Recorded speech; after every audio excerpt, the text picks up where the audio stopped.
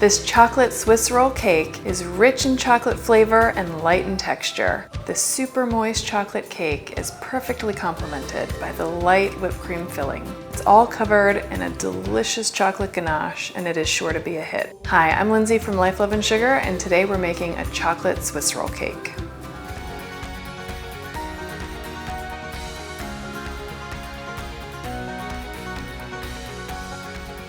All right, so to get started, you're gonna wanna set up your cake pan. You'll need a 12 by 17 inch pan and a piece of parchment paper.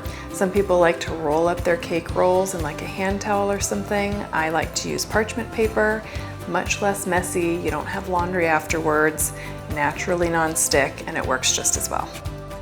You wanna leave overhang because you're gonna need to lift the cake out of the pan after it bakes so that you can roll it. You usually have to kind of fold the parchment paper in the corners a little bit so it'll stay. And now we can make our cake batter.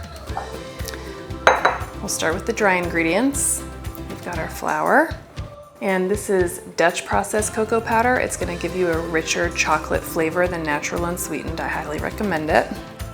Baking powder, salt, and espresso powder. It kind of ramps up that chocolate flavor a little bit, but you don't have to use it if you don't have any on hand. We'll mix all this together. All right, now we can set this aside and work on our wet ingredients. You're gonna want your large mixer bowl. To that, we are going to add our sugar, eggs, and vanilla extract. We'll pop this on our mixer, use our whisk attachment, and whip this on high speed for about 4 minutes until it's nice and light and fluffy. All right, and so this is what you're looking for. It's significantly grown in volume, it's light in color, it's fluffy, kind of ribbons down into the bowl a little bit. Now you know it's ready. All right, so from here we're gonna add our dry ingredients. We're gonna add about half of them first, gently fold those in, and then add the rest.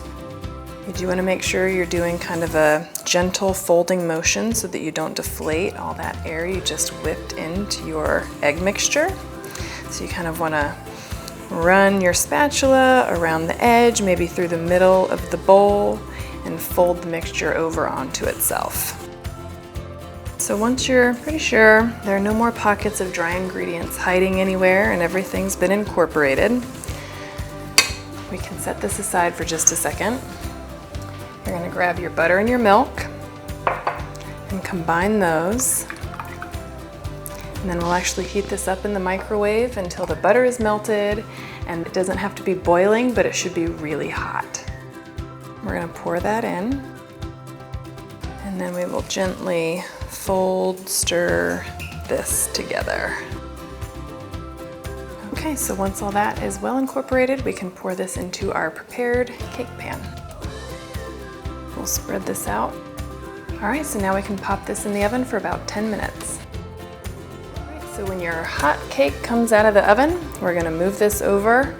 I'd like to put down a hand towel to keep my counter safe. We're gonna move this on top of that, and then we're gonna use this parchment paper to roll the cake up.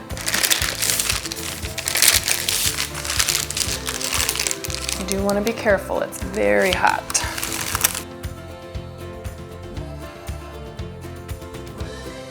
Now you could just set this aside and let it sit and cool, but I actually like to unroll it a few times while it's cooling, just to help ensure that it's not gonna crack on you. And in that first 5 or 10 minutes that it's out of the oven, I might unroll it 2 or 3 times. And then after that, maybe every 5 to 10 minutes until it's cool. Now if you notice that it's starting to stick, you can actually lift up before you roll back and kind of wait and watch it release before you roll back, and that'll also help to prevent that from creating a crack. So there we go. Now we will roll it back up and let it sit for a few more minutes before we unroll it again. All right, we can make our whipped cream filling. So we've got our cold, heavy whipping cream, some powdered sugar. This will help stabilize your whipped cream and it'll give it a little sweetness. Vanilla extract. Now we'll pop this on our mixer and whip it until we have stiff peaks. And now you'll want to grab your cooled cake roll, and we will unroll this. I like to have an offset spatula to help me loosen it where it's sticking a bit. And again, I'm going to kind of lift up before I roll back. All right, now we have our cake roll all rolled out, and we can go ahead and add our filling. All All right, now as you're spreading this, you can leave maybe 1/2 to 1/4 of an inch on the long sides and maybe an inch or so on the side here, because as you roll it up, some of this whipped cream will move around and it gives it some space to move without squeezing out of the sides. I'm just gonna kind of work the whipped cream up into the center there so I don't risk that kind of breaking. You want to spread it so that it's kind of nice and level so that you don't have a mound in the center and have it thinner on the sides, because then when you roll it up, it'll be a little like thinner on the outside and fatter and fuller in the middle. I try to kind of lift up as I push it over so that I'm not pushing as much filling and displacing things as much as it could. All right, there we go. And we can kind of roll this back and see if we did push out any whipped cream, and then we can clean that up if we want to. And then we will grab some clear wrap and wrap this up to pop it in the fridge to chill for a little bit. All right, now we can pop this in the fridge for about an hour or two until it firms up and gets easier to move around and work with, and we'll add the ganache on top. All right, so after your cake roll has chilled and has firmed up a little bit, we are going to be ready for the ganache. This is our same 12 by 17 inch pan with a cooling rack so that we can drizzle the ganache, and all the excess will drip down and it won't end up on your serving platter. So now we're gonna make our chocolate ganache. We've got our chopped chocolate. I'm gonna add a little corn syrup to it. This will just help the ganache keep its shine a little bit. And then we are going to heat our heavy cream just until it starts to boil. And we'll just let this sit for 2 or 3 minutes so the heat from the cream can melt the chocolate, and then we'll whisk it until smooth. All right, so we've got our smooth, lovely, shiny chocolate ganache, and we are going to pour this on our cake roll.